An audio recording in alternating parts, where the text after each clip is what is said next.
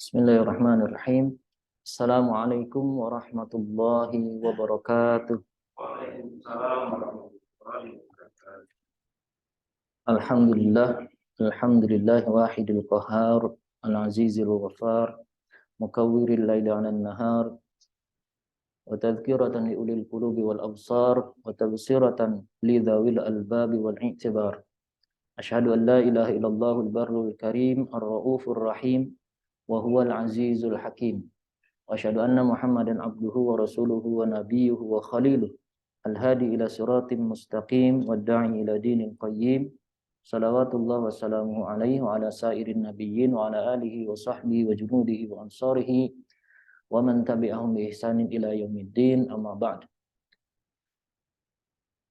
أصبحنا وأصبح الملك لله والحمد لله لا شريك له لا إله إلا هو وإليه النشور أصبحنا على فطرة الإسلام وكلمة الإخلاص وعلى دين نبينا محمد صلى الله عليه وسلم وعلى ملة أبينا إبراهيم حنيفا وما كان من المشركين اللهم أنت ربنا لا إله إلا أنت خلقتنا ونحن عبدك ونحن على عهدك ووعدك ما استطعنا نعوذ بك من شر ما صنعنا نبوء لك بنعمتك علينا ونبوء بذنبنا فاغفر لنا فإنه لا يغفر الذنوب إلا أنت Allahumma alimna ma yanfa'una wanfa'na bima 'allamtana subhanaka la ilma lana illa ma 'allamtana innaka antal alimul hakim Allahumma inna nas'aluka 'ilman nafi'a wa yaqinan shadiqa wa 'amalan mutaqabbala wa rizqan halalan thayyiba bi rahmatika ya arhamar rahimin Allahumma faqihna fid din wa 'allimna ta'wil bi rahmatika ya arhamar rahimin.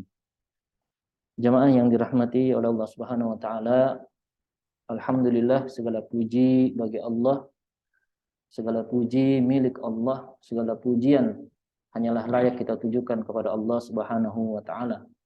Rabbul Izzah, satu-satunya ilah yang patut kita sembah, yang sampai dengan detik ini masih menganugerahkan kepada kita berbagai kenikmatan. Semoga kita termasuk hamba-hambanya yang pandai mengkonversi kenikmatan tersebut menjadi peningkatan ketaatan, keimanan, dan ketakwaan kepadanya. Dan tentu kita pertahankan sepanjang kehidupan kita ketaatan tersebut, keimanan dan ketakwaan tersebut sampai kita menghadap Allah Subhanahu wa taala. Amin ya rabbal alamin. Tidak terasa kita sudah mendekati bulan suci Ramadan. Tidak terasa juga kita telah berganti tahun Masehi ya. Yang artinya kalau kita mengingat kembali hadis Nabi SAW yang mengatakan la taqumus sa'ah hatta yataqarrabaz zaman. Tidak akan terjadi kiamat sampai yataqarrabaz zaman. Berdekatannya masa, berdekatannya zaman, waktu. Nggak kerasa ya, setahun cepat sekali. Sebulan apalagi, sepekan sangat singkat ya. Makanya kata Rasulullah, fatakunas sanah kasyahr. Maka kalian akan mendapati ya, satu tahun itu terasa satu bulan saja. Wa yakuna syahr kal jum'ah ya. Kalian akan merasakan satu bulan itu hanya seperti satu Jumat atau satu pekan saja. Wa takunal jum'ah kal yaum. Satu pekan, satu Jumat itu hanya seperti satu hari ya. Wa yakunal yaum kas-sa'ah. Satu hari seperti satu jam ya.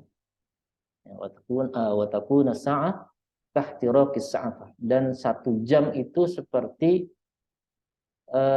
terbakarnya pelepah kurma ya. Jamaah yang tahu pelepah kurma yang kering itu kalau dibakar itu singkat sekali, hanya berapa detik saja gitu ya. Nah, itu gambaran yang sudah Rasulullah sampaikan jauh-jauh hari ya, bahwa di antara tanda-tanda kiamat itu waktu begitu cepat ya, putaran waktu begitu singkat mengantarkan kita ya dari jam ke hari ya, dari hari ke pekan, pekan ke bulan, bulan ke tahun, nggak kerasa ya. Baru masuk tahun 2022 tahu-tahu sudah 2023.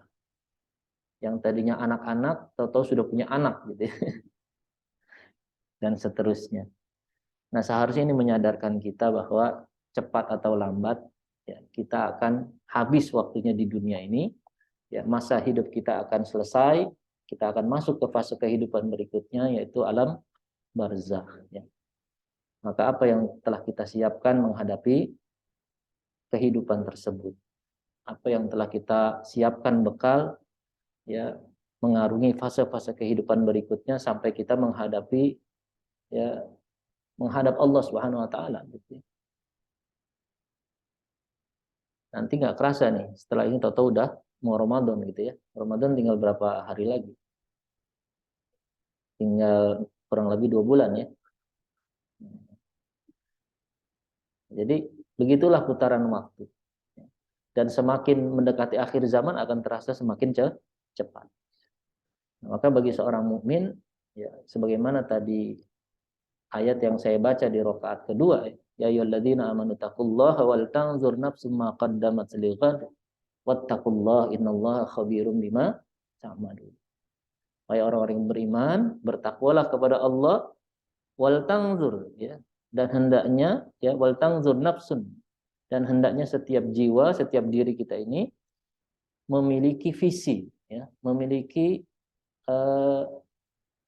rencana gitu ya. Wal tanzur nafsu ma qaddamat lighad, dan hendaknya setiap jiwa memperhatikan apa yang hendak dia lakukan di hari esok.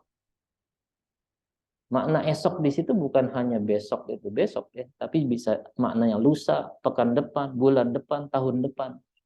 Jadi menjadi mukmin yang visioner, punya rencana, punya khuttah amaliyah yang dia harus lakukan, yang harus dia kerjakan, yang harus dia capai. Dan menariknya Allah kembali memberikan redaksi berikutnya dengan kalimat perintah, ya. Setelah wal tanzur nafsum ma qaddamat lighad wattaqullah, dan bertakwalah kepada Allah. Kemudian ditutup dengan kalimat innallaha khabirum bima ta'malun. Sesungguhnya Allah akan mengabarkan bima ta'malun, ya. Apa-apa yang telah kalian kerjakan. Artinya di sini dari ayat ini Allah menghendaki kita memiliki khuttah amaliyah, rencana amal-amal gitu ya, li ziyadati taqwa, dalam rangka meningkatkan takwa. Jadi bukan sekedar rencana atau visi ataupun target-target yang harus kita capai dalam kehidupan kita, tetapi bagaimana rencana, target dan juga visi yang kita buat itu dalam bingkai ketakwaan. Jadi harus punya impact, punya dampak untuk bisa meningkatkan ketakwaan kita. Kenapa fokusnya kepada ketakwaan? Karena kata Allah, wa tazawwadu fa inna khairaz zadit taqwa. Berbekallah kalian, sebaik-baiknya bekal adalah takwa. Takwa itulah yang menjadi bekal kita menghadap Allah Subhanahu wa taala. Atau di ayat lain Allah mengatakan inna akramakum indallahi atqakum. Ya, sesungguhnya yang paling mulia di antara kalian bukan yang paling tinggi jabatan dan kedudukannya, bukan yang paling banyak harta bendanya, ya, bukan yang paling mewah kendaraannya, bukan yang paling megah rumahnya, tetapi atqakum, yang paling bertakwa di antara kalian. Maka sekali lagi, ya, buatlah khuttah amaliyah li ziyadati taqwa. Jadi ini menjadi poin penting bagi kita setiap kali berganti tahun. Jangan larut dalam euforia pergantian tahun dengan acara-acara yang melalaikan gitu ya. Harusnya apa? Seorang mukmin muhasabah kemudian membuat rencana. Itu seperti yang diperintahkan Allah tadi. Dan rencana-rencana tadi dalam bingkai li ziyadati taqwa, dalam rangka meningkatkan ketakwaan. Gitu ya. Nah, kemudian menariknya juga setelah perintah itu, ayat berikutnya apa? Wala takunu kalladzina nasullah fa ansahum anfusahum. Dan janganlah kalian menjadi orang-orang yang apa? Nasullah, lupa sama Allah. Jadi ini juga menjadi warning dari Allah kepada kita. Setelah Allah memerintahkan tadi kita ini harus punya visi, punya rencana, ya, dalam rangka meningkatkan ketakwaan. Kemudian Allah mengingatkan kita untuk membangun silah billah, atau hubungan dengan Allah itu lebih kuat lagi, atau yang diistilahkan dengan quwwatus silah billah, kekuatan hubungan dengan Allah. Jangan sampai kita berganti tahun semakin lupa sama Allah, ya. Berganti masa bukannya dekat sama Allah, semakin jauh dari Allah, ya. Nah, ini problem besar, ya. Makanya kata Allah sekali lagi, janganlah kalian menjadi orang-orang yang nasullah, lupa dengan Allah. Ketika kita lupa dengan Allah, ya, kata Allah dalam kalimat berikutnya, fa'ansahum anfusahum. Maka Allah jadikan orang tersebut, ya, maka Allah jadikan mereka, ya, lupa kepada dirinya sendiri, lupa kepada diri mereka sendiri. Maksudnya apa? Orang yang lupa dengan Allah, pada hakikatnya dia dalam, ya, pengaruh ataupun dalam kendali, ya, hasutan setan gitu, ya, sehingga jauh dari Allah, dan pada saat itulah dia berpotensi melakukan dosa dan maksiat. Ketika dia berbuat dosa dan maksiat, pada hakikatnya dia sedang menjerumuskan dirinya sendiri ke dalam, ya, jurang api neraka gitu, ya. Makanya doa kita kan Rabbana zalamna, kan gitu, ya. Wahai Tuhan kami telah menzolimi diri kami sendiri. Zalamna anfusana. Nah, maka kembali lagi kalimat fa'ansahum anfusahum maksudnya adalah orang-orang yang lupa kepada Allah, Allah jadikan mereka lupa kepada diri mereka sendiri. Maksudnya mereka lupa dengan kepentingan diri mereka sendiri, sadar atau tidak mereka menjerumuskan diri mereka ke jurang api neraka. Sadar atau tidak mereka sedang, ya, merugikan dirinya sendiri sehingga nanti di akhirat menyesal menyesal-menyesalnya gitu, ya. Nah, ini korelasi dengan ayat sebelumnya tadi. Jadi hendaknya setelah membuat rencana-rencana kebaikan itu dalam bingkai meningkatkan ketakwaan, hendaknya setelah itu kita perkuat hubungan kita dengan Allah. Jangan sampai kita jauh dari Allah, lupa dengan Allah. Kalau kita jauh dari Allah, lupa dengan Allah, Allah jadikan diri kita lupa kepada diri kita sendiri, gitu, ya. Nah, kemudian menariknya juga di ayat berikutnya, tiba-tiba Allah mengatakan la yastawi ashabun nar wa ashabul jannah. Itu ada korelasinya. Jadi kita ini memang harus banyak tadabbur agar bisa semakin bisa memahami pesan dari Allah, gitu, ya. Jadi Allah itu setelah mengatakan demikian, ya, makanya kan di ayat yang tadi itu fa'ansahum anfusahum, Allah tutup dengan kalimat apa? Ulaika humul fasikun. Mereka itu adalah orang-orang fasik. Orang-orang yang senang berbuat dosa. Orang fasik itu orang yang tahu ini salah tapi tetap dikerjain, gitu, ya. Tahu ini dosa tetapi tetap dilakukan. Fasikun, senang berbuat dosa. Nah, kemudian Allah di ayat berikutnya la yastawi ashabun nar wa ashabul jannah. Ini sebuah deklarasi, sebuah statement dari Allah menegaskan beda, gitu, ya. Ashabun nar, para penghuni neraka, wa ashabul jannah, dan para penghuni surga. Golongan neraka dengan golongan surga, ya. Beda.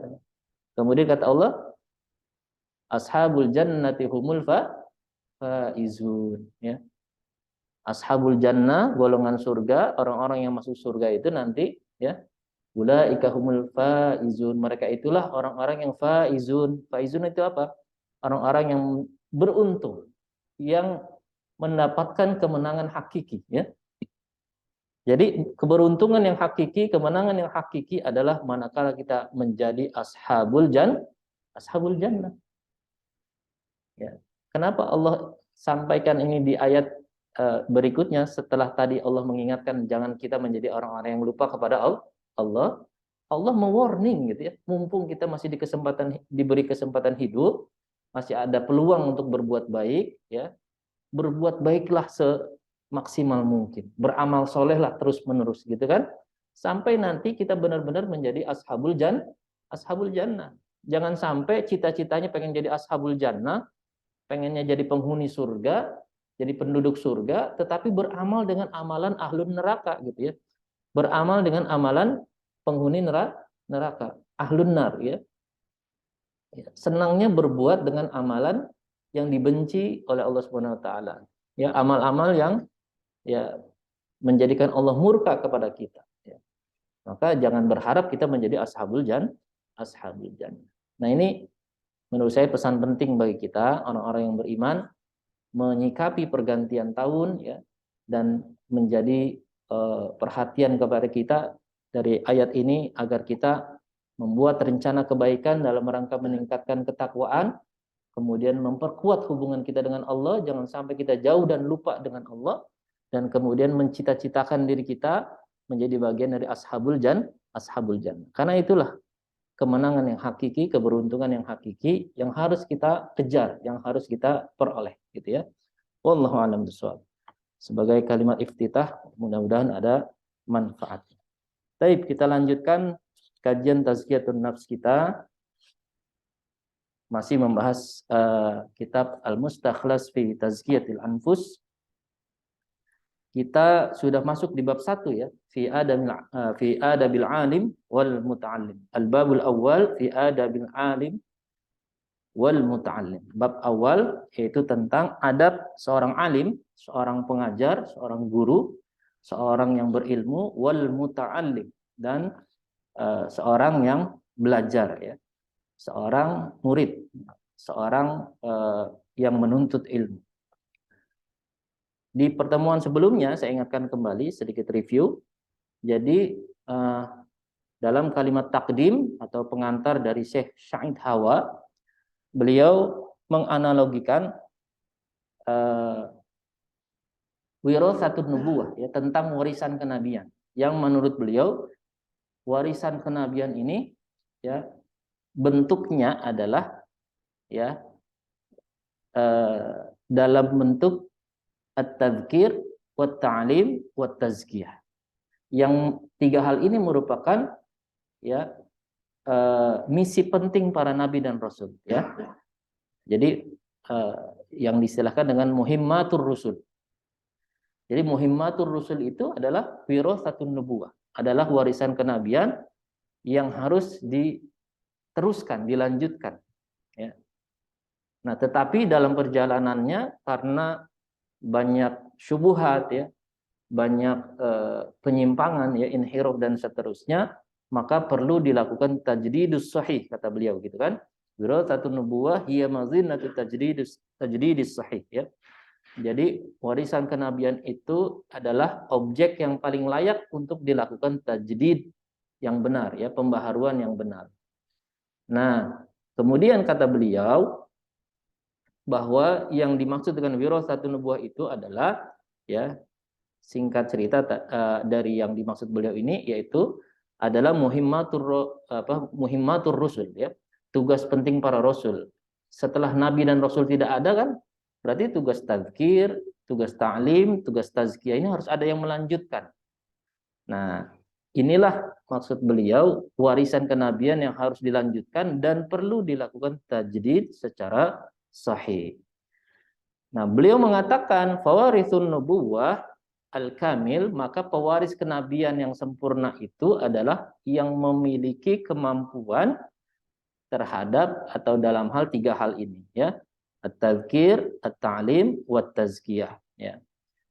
Ya, huwa man istata'a hadhil umur 'alal kamal wat tamam, yang dilakukan secara kamal dan tamam ya. Pertemuan terakhir sudah kita bahas beda kamal dan tamam, sempurna dan memadai ya.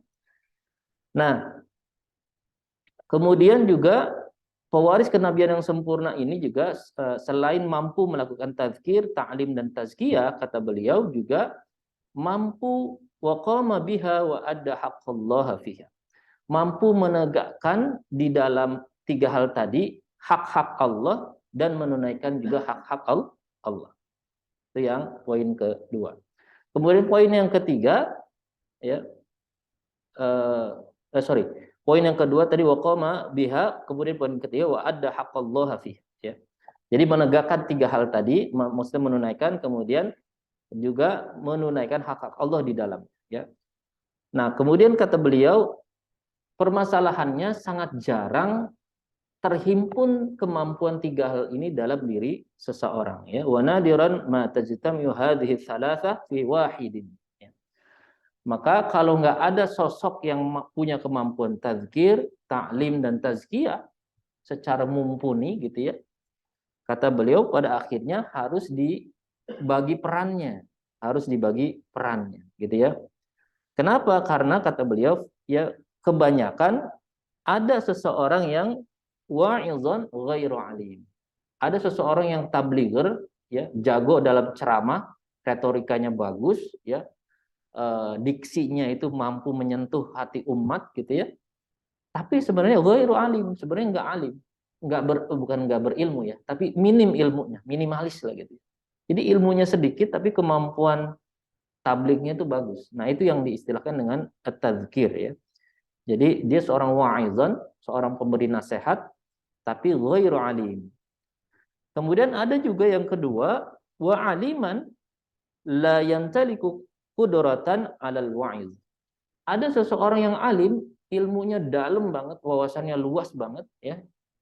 Pengetahuannya tinggi banget, tetapi tidak punya kemampuan tabligh, tidak punya kemampuan menyampaikan dengan baik gitu ya, atau tidak punya retorika yang bagus. Jadi kalau ceramah itu mungkin membosankan, mungkin datar gitu ya, jadi nggak apa menggugah gitu ya, tidak istilahnya menggelora gitu misalnya, atau tidak tidak mampu menyentuh hati jamaahnya gitu ya. Nah ada yang seperti itu, berarti dia seorang yang cocoknya untuk melakukan taklim ya.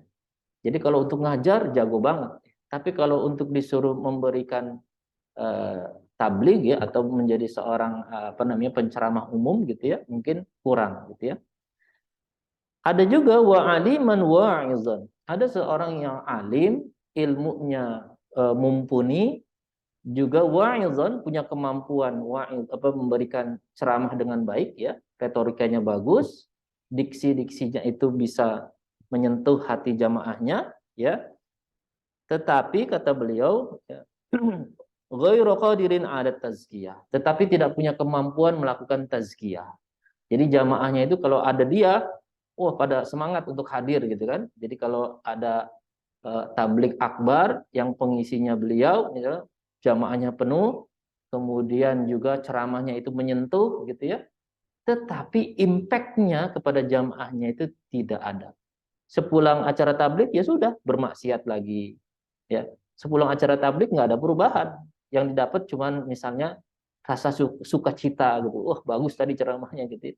Tapi tidak merubah diri si jamaahnya. Nah ini berarti qadirun ala tazkiyahnya kurang ya.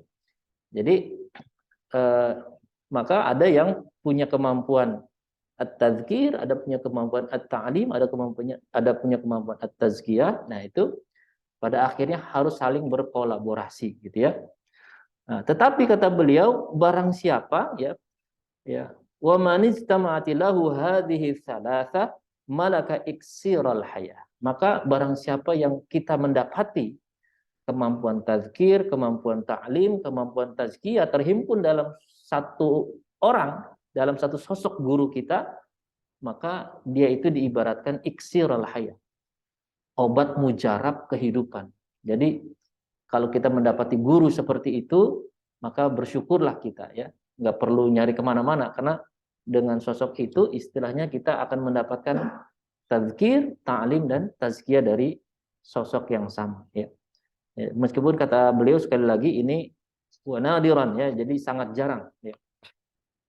Nah kalau nggak ada bagaimana? Nah, kemarin pertemuan terakhir kita sudah bahas tuh ya, masing-masing punya perannya masing-masing ya. Yang jago tabligh ya dia optimalkan tuh bagaimana mengagitasi umat gitu ya, menggugah umat untuk sadar, untuk bisa istilahnya kembali ke jalan Allah gitu ya. Dan kemudian kalau nanti sudah senang ngaji, senang taklim, masuklah di situ seorang yang alim gitu ya, seorang yang mampu melakukan taklim, diajarin umat ya. Kemudian nanti setelah senang ikut taklim, setelah senang ikut taklim, senang ngaji ya, maka baru di situ masuklah sosok seorang murabbi yang membimbing dia untuk melakukan tazkiyah, melakukan penyucian, sehingga umat ini tidak hanya sekedar senang ikut ngaji, tetapi bagaimana berubah gitu ya, dengan tazkiyah itu berubah menjadi lebih baik. Nah itu yang sudah kita bahas ya. Dan di pertemuan sebelumnya dibahas tuh misalnya apa yang harus dituangkan dalam nasihat seorang wa'iz gitu ya. Ya, yang beliau tegaskan bahwa wa hammu ma yanbaghi an yansabba alaihi wa'zul wa'azi at-tadhkiru bi ayatillahi fil afaqi wal anfus ya. Jadi isi nasihatnya itu bicara tentang ayat-ayat Allah yang tersebar di seluruh ufuk dan jiwa manusia, kemudian wa tadhkiru bi fi'lillahi wa ayyami. Mengingatkan umat tentang perbuatan Allah dan juga hari-harinya Allah. Kemudian yang ketiga, wa tadhkiru bi uqubatihi wa intiqamih. Mengingatkan umat tentang hukuman dan sanksi dari Allah ketika kita berbuat maksiat dan berbuat keburukan. Kemudian wa tadhkiru bima a'adda wa wa'ada wa awada li ahli ta'ah wa ahli maksiyah. Mengingatkan umat tentang ya apa-apa yang telah Allah siapkan baik bagi ahlu ta'ah maupun ahlul maksiyah gitu ya. Ya, uiddat lil muttaqin, uiddat lil kafirin gitu kan. Begitu juga wa wa'ada dan apa yang Allah janjikan, wa au'ada dan apa yang Allah ancamkan baik bagi ahlul ta'ah maupun ahlul maksiyah. Nah, ini 4 poin yang harus dituangkan di dalam wa'iz ya. Di dalam nasihat seorang pemberi nasihat atau dalam perannya sebagai at-tadhkir.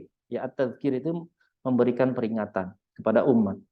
Wa hammu ma yanbaghi an yansabba alaihi ta'limul ulama, ta'limul kitab was sunnah. Sedangkan yang porsi kedua bagi seseorang yang alim, orang yang berilmu, ya, maka dia hendaknya menuangkan dalam taklimnya itu yaitu ta'lim tentang kitabullah, tentu tentang Al-Qur'an was sunnah dan sunnah allati hiya syarihatul kitab, karena sunnah itu adalah penjelas dari kitabullah. Jadi intinya ilmu utamanya adalah mengkaji Al-Quran dan sunnah. Kemudian yang ketiga, porsi bagi seorang murabbi. Wa hammu ma yanbaghi an tansabba alaihi tarbiyatul murabbin, islahul qulub wa tahsinus suluk. 2 hal saja menjadi concern bagi seorang murabbi, seorang pembimbing ya, yang melakukan tazkiyah, yang memberikan tazkiyah kepada umat, yaitu islahul qulub, ya, perbaikan hati, wa tahsinus suluk dan membaguskan perbuatan atau suluk perilaku ya. Nah, ini hal-hal yang perlu dilakukan oleh masing-masing sesuai porsi dan perannya gitu ya. Baik, nah kita hari ini lanjutkan itu yang sudah kita bahas di pertemuan terakhir. Walikulli asrin amraduhu wa a'raduhu. Dan kata beliau di setiap masa ya, di setiap zaman memiliki penyakit dan problematikanya sendiri atau memiliki penyakit dan permasalahannya sendiri. Walil unsuri kulliha amraduha wa a'raduha.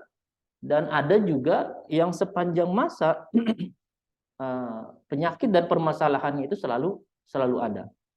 Jadi beliau ingin mengatakan penyakit dan permasalahan umat itu ada yang sifatnya kontemporer, munculnya hanya di masa tertentu, ada yang sepanjang masa selalu ada. Nah, wal alimul rabbani, kata beliau, seorang alim yang rabbani, seorang guru yang sesuai ekspektasi Allah Subhanahu wa taala gitu ya. Nah, yang memenuhi standar rabbani, kata beliau, huwa man istata'a an yu'alijal amradal mu'asirah wa amradal usur. Jadi seorang guru yang rabbani itu menurut beliau adalah seseorang yang mampu memberikan solusi ya, melakukan ilaj ya, ataupun menyelesaikan permasalahan dan juga penyakit umat baik yang bersifat kontemporer ya, yang munculnya di masa tertentu ataupun yang berlaku sepanjang masa. Jadi kembali lagi tadi yang diistilahkan dengan iksirul hayah. Jadi seorang guru yang robbani, sekali lagi menurut beliau, yang memiliki solusi, yang mampu menyelesaikan penyakit-penyakit umat dan permasalahan umat, baik yang sifatnya kontemporer maupun sepanjang masa. Nah, itu berarti guru tersebut memenuhi standar robbani gitu, kata beliau gitu ya. Bahasa lainnya iksirul hayat. Nah, jadi memang Syekh Said Hawa ini di dalam kalimat takdim lebih menyoroti bagaimana sosok alim ya yang perlu muncul di dalam konteks apa namanya dalam konteks penyelesaian permasalahan umat dan penyakit-penyakit yang ada di tengah-tengah umat, ya. Baik. Nah, kata beliau, watilka alamatu najahi fit tazkiyah. Jadi itu menjadi alamat, menjadi tanda kesuksesan dia, kesuksesan guru ini di dalam tazkiyah. Jadi kalau permasalahan umat, penyakit-penyakit umat ini bisa terobati atau bisa terselesaikan gitu ya, berarti dia sukses setelah melakukan tazkiyah kepada umat. Ya. Jadi apa yang dia lakukan ini, ajaran dia di dalam melakukan tazkiyah itu mampu merubah umat menjadi lebih baik, ya. Mampu mengobati penyakit-penyakit umat tadi, ya. Mampu menyelesaikan permasalahan-permasalahan umat tadi, ya. Mundzul asril awal zaharul irja wat tasyayyu' wal kharijiyah wal i'tizal. Nah, ini beliau berpandangan sejak masa awal itu, sejak zaman awal hadirnya Islam, ya, zaharul irja, ya, sudah ada kemunculan kaum murji'ah, ya, irja, wat tasyayyu' dan syiah, wal kharijiyah dan khawarij, wal i'tizal dan mu'tazilah. Jadi maksud beliau ingin menyampaikan ada penyakit umat yang selalu muncul sepanjang masa dan itu sudah ada di masa Nabi dan sahabatnya, yaitu paham murji'ah, paham syiah, paham khawarij dan mu'tazilah. Wa mabnal irja, ajaran pokok atau bangunan yang mendasar dari murji'ah itu apa? Ala tarkil amal. Nah, ini yang harus kita perhatikan. Jadi kesesatan kaum murji'ah itu yang utamanya adalah ala tarkil amal, karena meninggalkan amal, meniadakan amal. Jadi bagi kaum murji'ah cukup iman tanpa amal. Ya, atau utamanya adalah iman, tidak penting amal, kira-kira sederhananya. Jadi bagi kaum murji'ah ketika kita bersyahadat asyhadu an la ilaha illallah wa asyhadu anna muhammadar rasulullah, itu sudah menjadi jaminan kita pasti dijamin masuk surga. Gitu kan? Tanpa harus beramal. Jadi bagi mereka amal itu tidak penting, ya. Iman yang paling penting. Selagi iman ada, maka kita nggak butuh amal untuk bisa masuk ke dalam surga. Nah, ini paham murji'ah. Lalu yang benar dalam paham Ahlus Sunnah wal Jamaah gimana? Iman dan amal itu tetap penting. Justru, ya, bukti iman itu adalah amal. Bagaimana kita beriman kemudian kita melakukan amal yang bertentangan dengan iman kita, gitu kan? Kita beriman kepada Allah. Allah memerintahkan kita sholat, ya kan? Tetapi kita nggak sholat. Berarti kan kontradiksi antara iman dengan amal. Nah, ya, misalnya banyak di Al-Quran, misalnya yang jelas-jelas nih yang selalu kita baca kalau malam Jumat atau hari Jumat itu surat apa? Al-Kahfi. Kenapa di surat Al-Kahfi itu kalau kita tadaburi, di ujungnya itu semacam deklarasi dari Allah, ya. Faman kana yarju liqa'a rabbih falyamal 'amalan shalihan wa la yusyrik bi ibadati rabbih ahada. Itu kan kalau menurut saya declare dari Allah, statement dari Allah tegas dan jelas. Faman kana yarju liqa'a rabbih, maka barang siapa yang dia menghendaki perjumpaan dengan Rabb-nya, berjumpa dengan Allah Subhanahu wa taala. Syaratnya apa? Falyamal 'amalan shalihan. Maka hendaklah dia beramal saleh. Tetapi amal saleh ini harus syaratnya digandeng, ya, dengan waw ataf di situ. Falyamal 'amalan shalihan wa la yusyrik bi ibadati rabbih ahada. Di situ kan amal dan iman kan? Amalannya amalan soleh, imannya wala yusyrik bi ibadati rabbih ahada. Dan tidak sekalipun menyekutukan Allah di dalam beribadah kepadanya. Jadi yang Allah tuntut dari kita adalah kalian melakukan amal soleh dan niat dalam beramal soleh itu nggak boleh mensyirikan Allah. Niat dalam beribadah itu tidak boleh ditujukan kepada selain Allah. Itulah wala yusyrik bi ibadati rabbih ahad. Jadi jelas. Jadi sinkron antara iman dan amal gitu ya.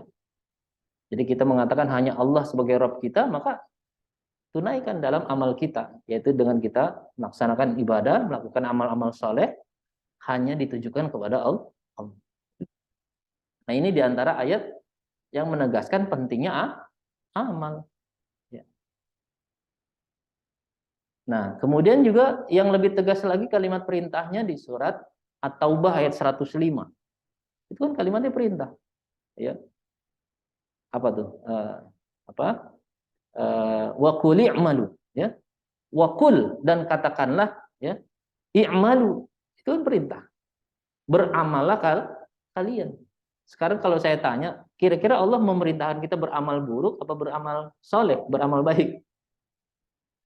Pasti Allah memerintahkan, yang dimaksud adalah perintah beramal soleh. Jadi ketika Allah mengatakan wa qul i'malu fasayarallahu amalakum wa rasuluhu wal mu'minun wa saturadduna ila alimil ghaibi wasyahadah fayunabbiukum bima kuntum ta'malun, ya. Dan katakanlah beramallah kalian, niscaya fasayarallah, niscaya Allah akan melihat amal kalian. Fasayarallahu amalakum wa rasuluhu, dan juga rasulnya dan orang-orang beriman lainnya. Wa saturadduna ila alimil ghaibi wasyahadah, dan kemudian akan dikembalikan, ya, kepada Rabb yang menguasai alam yang gaib maupun alam yang nyata. Fayunabbiukum bima kuntum ta'malun, dan dikabarkan terhadap apa-apa yang telah kalian kerja. Jadi terbantahkan dengan ayat-ayat tadi. Kalau dikatakan amal itu tidak penting, maka terbantahkan. Amal juga penting. Apalagi yang paling masyhur di surat Al-Asr, gitu kan? Wal 'asr, demi masa, ya. Innal insana lafi khusr. Nah, ini lebih jelas lagi. Sesungguhnya setiap manusia, tidak terkecuali siapapun dia, lafi khusr, ya. Dalam taukid di situ memastikan, meniscayakan, kata Allah semuanya pasti merugi. Tapi kemudian ada kata illa, ya. Ada kalimat isbat, ya, pengecualian, peneguhan.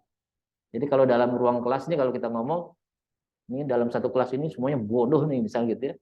Tapi berarti kan semuanya bodoh nggak terkecuali tuh, ya. Tapi begitu kita ngomong kecuali si fulan, berarti kesimpulannya apa? Hanya si fulan yang tidak bodoh, kan begitu. Nah, redaksi ini juga kurang, redaksi yang surat Al-Asr juga kurang lebih begitu. Ketika Allah mengatakan innal insana lafi khusr. Jadi semua manusia, kata Allah, pasti dalam keadaan merugi. Tapi ada pengecualiannya, illalladzina amanu wa amilus solihat wa tawasaw bil haq wa tawasaw bis sabr. Jadi kalau kita nggak mau termasuk ke dalam golongan yang merugi tadi, maka illalladzina amanu, hendaknya kita beriman. Cukup nggak dengan beriman doang? Nggak cukup. Makanya digandeng lagi dengan waw ataf tadi. Jadi waw ataf itu kayak rantai. Ya, Bapak kalau punya rantai itu, kalau dipecah-pecah atau dipisah-pisah, mata rantainya jadi rantai nggak? Nggak jadi rantai. Dia akan dikatakan rantai kalau mata rantainya saling berkait. Maka analoginya juga sama. Di sini tuh yang 4 syarat tadi menjadi seperti rantai, nggak boleh dipisah-pisah. Jadi kalau kita nggak mau merugi di dalam kehidupan dunia ini, 1 beriman, 2 beramal soleh, yang ketiga saling menasihati dalam hal kebenaran, yang keempat saling menasihati dalam hal kesabaran. Gitu ya. Itu syaratnya. Nah, kembali lagi, jadi ketika kaum Murji'ah adalah kaum yang paham utamanya yaitu tarkul amal, meninggalkan amal atau meniadakan amal, atau gampangnya itu tidak mementingkan amal, maka dengan ayat-ayat tadi terbantahkan. Jadi amal itu penting. Amal itu bukti dari keimanan. Ya, gitu ya. Jadi sepakat ya bahwa amal itu penting. Nah, ini bahayanya Murji'ah. Wa mabna tasyayyu' 'ala al-ghuluwi fi ali baiti Rasulillah sallallahu alaihi wasallam. Dan ajaran pokok atau bangunan pokok dari Syiah itu berlebihan terhadap ahlul bait ya. Berlebihan terhadap kerabatnya Rasulullah sallallahu alaihi wasallam. Nah, ini agak panjang saya kalau ngebahas tentang Syiah ya. Tapi sederhananya Syiah itu dulunya itu hanya gerakan politis dan kemudian bergeser menjadi gerakan teologis ya. Jadi paham teologis, apa sih paham teologis? Teologis itu ilmu ketuhanan. Jadi ibaratnya jadi bergeser dari tadinya gerakan politis menjadi gerakan keagamaan lah gitu ya. Gerakan apa namanya pemikiran yang merubah seseorang itu di dalam memahami agamanya gitu ya. Nah, ini panjang kali lebar jadi kalau dibahas ya. Tapi intinya Syiah ini muncul eksistensinya itu di zaman Khalifah Ali bin Abi Thalib ya. Kata Syiah sendiri itu kan asal kata dari Syi'i. Syi'i itu artinya pengikut, pengikut setia ya. Jadi pengikut setianya siapa? Pengikut setianya Ali bin Abi Thalib ya. Nah, kapan itu benar-benar menjadi nyata sebagai sebuah kelompok? Ya, sebenarnya yang lebih kentara lagi itu setelah wafatnya Ali bin Abi Thalib. Meskipun para sejarawan, para apa namanya ahli sejarah mengatakan ketika terjadinya perseteruan antara Muawiyah bin Abi Sufyan dengan Ali bin Abi Thalib, ya, di situ sudah sosok-sosok apa tokoh-tokoh Syiah itu sudah mulai nampak gitu ya. Tapi dalam bentuk gerakannya secara terstruktur gitu ya, itu setelah wafatnya Ali bin Abi Thalib. Dan puncaknya ketika terbunuhnya Husain bin Ali ya di Karbala gitu ya. Nah, jadi awalnya gerakan politis. Cuma kalau kita nanti baca literatur ya, ini yang saya pahami dari berbagai literatur, kalau kita cermati gitu ya. Jadi gerakan Syiah ini yang muncul belakangan ini yang semakin eksis di masa kini gitu ya. Itu Syiah yang kalau kita cermati ya, Syiah yang merepresentasikan ya kaum Majusi Persia. Makanya banyak ibadah-ibadah ritual mereka itu mirip dengan kaum Majusi Persia. Tahu ya kaum Majusi itu kaum yang menyembah api dari kalangan Persia. Pertanyaannya kenapa kok dari kaum Majusi Persia? Nah, kalau kita telisik lebih jauh lagi, 12 imam Syiah itu semuanya dari jalur keturunan ya istri dari Husain bin Ali yang notabene adalah seorang putri Persia. Ya. Namanya Syahzanan ya. Dalam riwayat lain ada Sorbahnun ya. Ada Syahzanan, Sorbahnun, ada Syahzanin ya. Itu berbeda redaksi saja. Tapi intinya jadi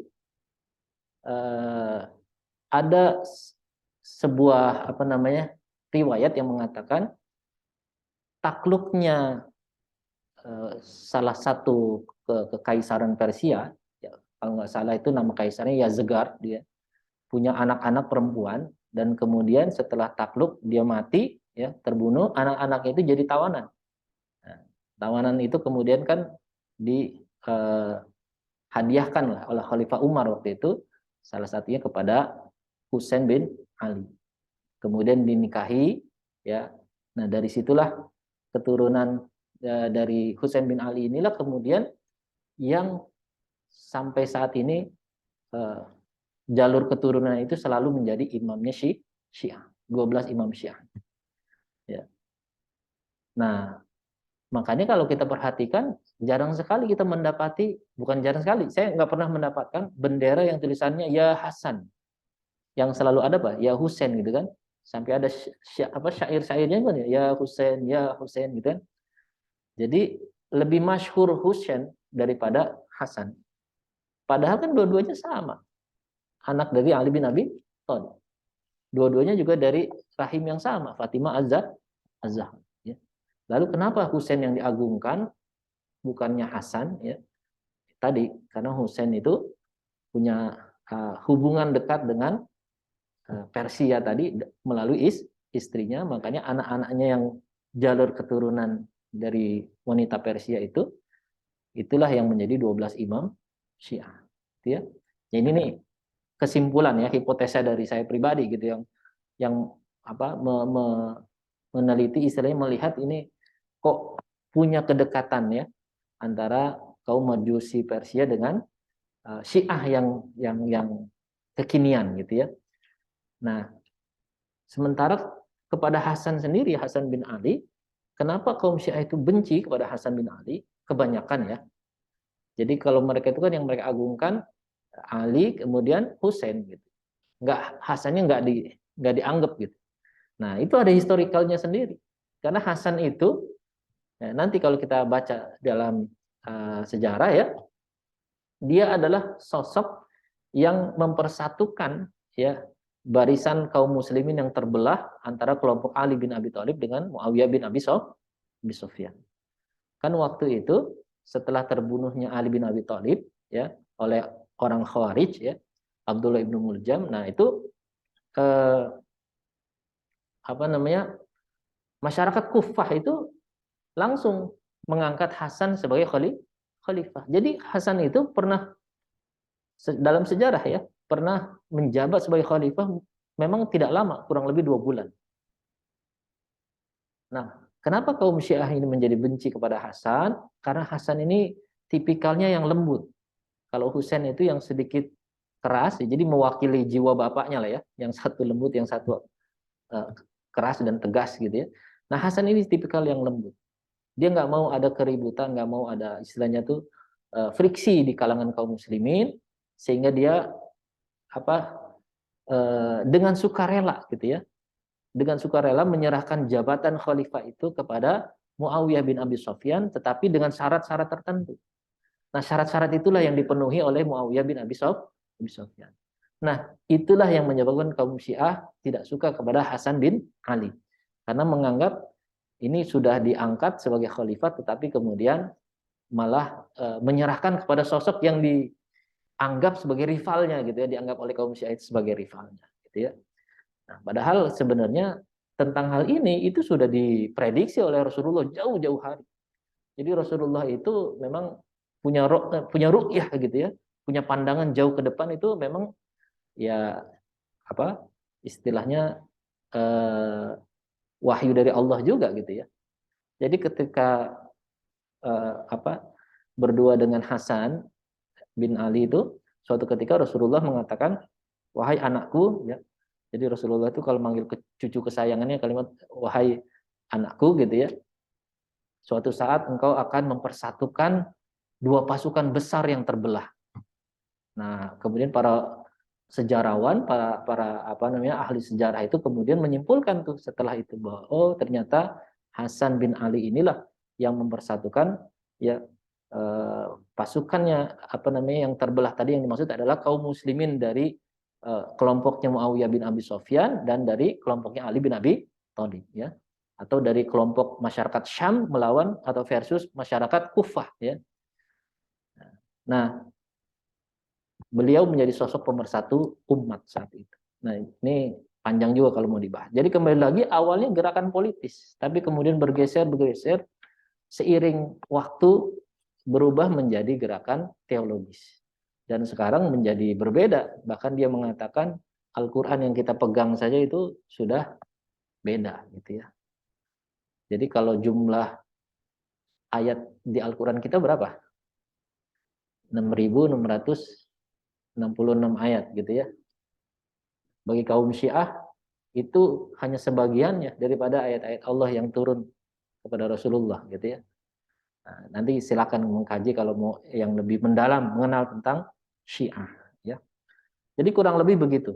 Jadi berlebihan di dalam menyikapi ya ahlul bait ya, di dalam kecintaannya kepada ahlul bait. Jadi kita memang diperintahkan untuk mencintai ahlul bait, tapi ketika berlebihan dan bahkan menjadikan itu sebagai dasar membenci para sahabat, ya itu juga salah. Ya. Dan lucunya itu kan kalau kita perhatikan kaum Syiah itu saking bencinya kepada Aisyah, saking bencinya kepada Abu Bakar, kepada Umar, syahadatnya itu harus ditambahkan pengingkaran terhadap tiga sosok ini. Bapak-bapak kalau pernah lihat syahadatnya orang Syiah, itu akan kaget.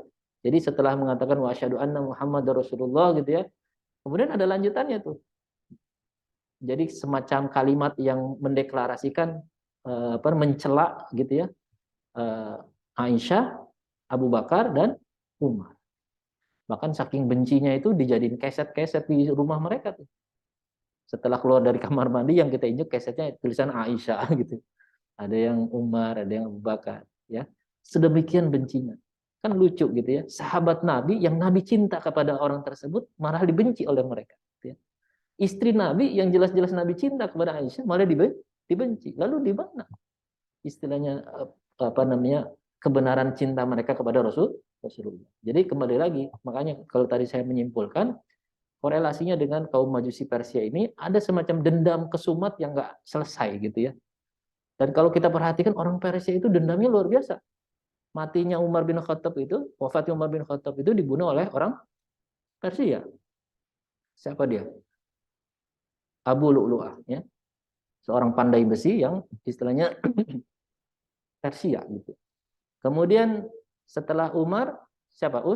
Utsman. Otak atau dalangnya siapa? Abdullah ibnu Sabah. Persia juga. Ya, kemudian Ali bin Abi Thalib, ya. Abdullah ibnu Muljam, ya. Memang dia Khawarij ya, tapi nggak diceritakan. Tapi setidaknya Ibnu Muljam ini berinteraksi dengan Abdullah bin Sabah dan seterusnya. Jadi karena Khawarij dan Syiah ini dulunya nyatu. Cuman menjadi terpecah belah ketika prosesi tahkim. Yang Syiah tetap loyal kepada Ali bin Abi Thalib, yang Khawarij menganggap ini pengingkaran terhadap amanah dari umat gitu ya. Sehingga dia katakan Khawarij keluar dari barisan gitu kan. Kharaja, asal dari kharaja gitu kan. Keluar dari barisan kemudian mendeklarasikan Ali bin Abi Thalib ini kafir gitu. Sehingga Abdullah ibnu Muljam itu ya ketika ngebunuh Ali itu dengan penuh kesadaran, dan ketika dia selesai membunuh dia nggak lari, dia tahu akan dihukum apa gitu ya, akan dikisos. Ketika dikisos dia baca ayat Quran gitu. Nah nanti ceritanya kita sambung lah di pertemuan berikutnya ya. Saya apa namanya nanti saya lengkapi. Jadi nah ini karena yang berikutnya kata beliau wamabnal khawarijiyah, bangunan utama khawarij ya, ala safahil uqul ya, ketumpulan akal. Kemudian watasarru'u fit takfir ya, terburu-buru di dalam mengkafirkan orang atau istilahnya menggampangkan ngafirin orang gitu ya. Nah, melakukan takfir. Kemudian wa adam ihtirami ahlil fadli, dan juga tidak ada ihtiram, penghormatan kepada orang yang memiliki keutamaan.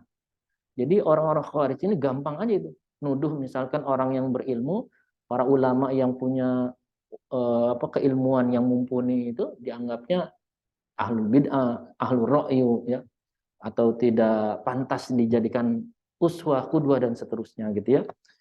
Hanya karena misalnya Umar bin Khattab pernah mengucapkan hadza bid'atun hasanah misalnya gitu ya, ada yang sampai mendeklarasikan Umar ini termasuk apa namanya ahlul bid'ah dan seterusnya. Naudzubillah. Nah, wa anna imanahum la yujawizu hanajirahum. Dan bahwasannya iman mereka itu tidak melampaui kerongkongan mereka, ya. Nanti kita bahas tentang Khawarij ini insya Allah di pertemuan berikutnya. Tapi intinya Khawarij ini gambarannya sederhananya ya, kalau kita baca di berbagai literatur, bukan orang yang sembarangan. Orang yang istilahnya ngerti agama, bahkan ahlul ibadah ya, ibadahnya bagus ya. Nanti kalimat Ibnu Abbas itu menggambarkan sosok Khawarij itu yang istilahnya sosok yang profil orang yang istilahnya orang yang senang ibadah banget gitu ya.